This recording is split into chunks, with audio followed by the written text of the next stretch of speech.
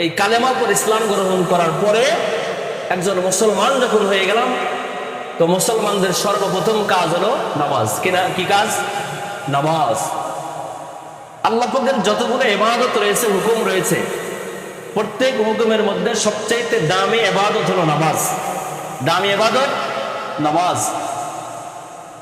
এই জন্য রাসূল কারীম সাল্লাল্লাহু আলাইহি সাল্লাম সবসময় নামাজের কথাটাই বেশি বলেছেন, তাকিদ দিয়েছেন।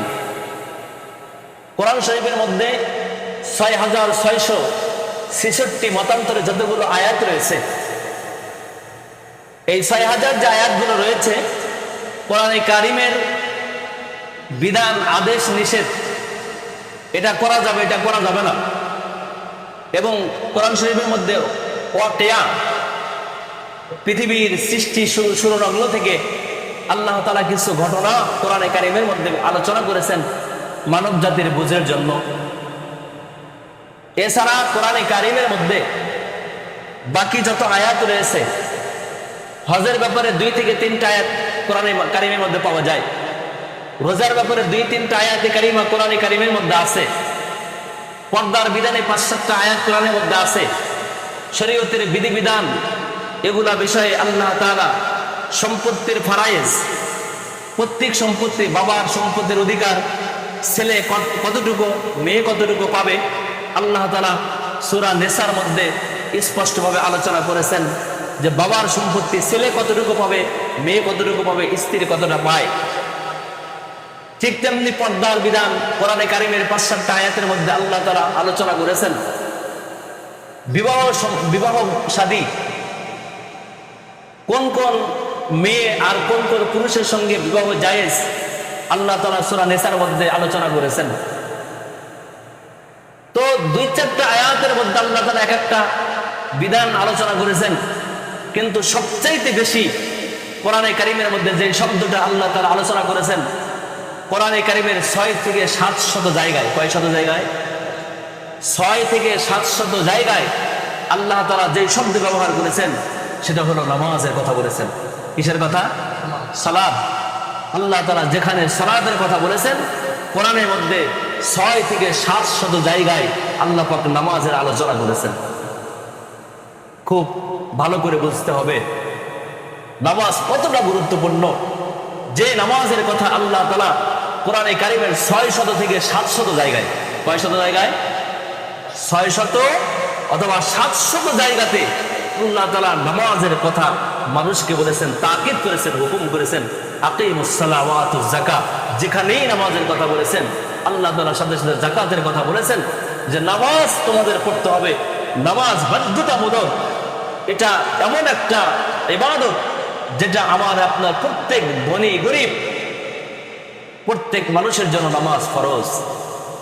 আল্লাহ তাআলা আলোচনা করেছেন যে নামাজ কোনোভাবেই নামাজকে কাজা করা, নামাজ না পড়ার অপশন কোনোভাবেই মুসলমানদের জন্য নাই। এই জন্য আল্লাহ পাক বলেন, আকিমুস সালাহ ওয়া আতুজ যাকাত ওয়ারকাউ মা'আর রাকিঈন, তোমরা নামাজ আদায় করো, সালাত আদায় করো, নামাজ কায়েম করো, আর যাকাত প্রদান করো। ওয়ারকাউ মা'আর রাকিঈন, এখানে আল্লাহ তাআলা ওয়ারকাউ দিয়ে নামাজের জামাতের কথা আল্লাহ তাআলা আলোচনা করেছেন যে তোমরা রুকুকারীদের সাথে রুকু করো, অর্থাৎ জামাতের সাথে নামাজ পড়ো। আমরা যারা পুরুষ মানুষের নামাজ যাদের উপর ফরজ হয়েছে, মসজিদ ছাড়া নামাজ পড়লে হাদিসে পাকের মধ্যে রাসূল বলেন যে পুরুষরা আজানের পরে নামাজের সময়ে তারা মসজিদে গিয়ে জামাতের সাথে নামাজ পড়ে না, আল্লাহর পয়গম্বর বলেন যে এর নামাজ নামাজই হবে না, তার নামাজ নামাজই হবে না।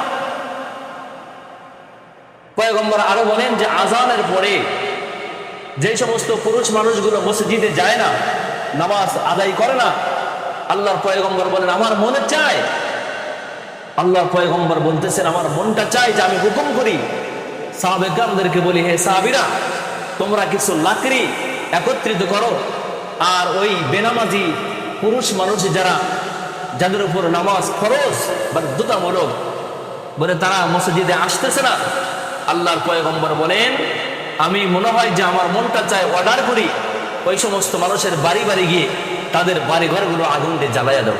নাউজুবিল্লাহ। যারা পুরুষ মানুষ নামাজ ফরজ হয়েছে, আজানের পরে যারা মসজিদে আসে না নামাজ পড়তে, রাসূল বলেন আমার মন চায় যে আমি তাদের বাড়ি ঘরগুলো কি করি, আগুন দিয়ে পোড়ায়া দিই, জ্বালায়া দিই। কিন্তু দেই না দুইটা কারণে। কয় কারণে? দুইটা কারণে তাদের বাড়িঘর আগুন দিয়ে জ্বালানো হয় না। এক নম্বর কারণ, ওই বাড়িতে শিশু বাচ্চা থাকে। কি থাকে? ছোট বাচ্চা, যাদের উপর নামাজ ফরজ না। দুই নম্বর আর একটা কারণ, রাসূল বলেন যে ওই বাড়িতে মা বোনেরা থাকে, মেয়ে মানুষ থাকে, যাদের জন্য পর্দা ফরজ। এখন বাড়ি ঘরে যারা দিলে তারা তো অপরাধ করে নাই, কারণ তাদের জন্য তো মসজিদে গিয়ে নামাজ পড়া বাধ্যতামূলক ছিল না। তো বাধ্যতামূলক পুরুষের উপরে তারা যায় নাই, এখন তাদের পাপের শাস্তি তো আর ওই নির্দোষ মানুষকে দেওয়া যায় না। সুবহানাল্লাহি ওয়া বিহামদিহি। কি সুন্দর আচরণ, কি সুন্দর বিচার ব্যবস্থা আল্লাহর পয়গম্বর পৃথিবীতে চালু করে গেলেন, যে একজনের অপরাধের জন্য আরেকজন দায়ী না। ছেলের অপরাধে বাবা দায়ী হতে পারে না, বাবার অপরাধে ছেলে দায়ী না, স্ত্রীর অপরাধে স্ত্রী স্বামী দায়ী না, স্বামীর অপরাধে স্ত্রী দায়ী না।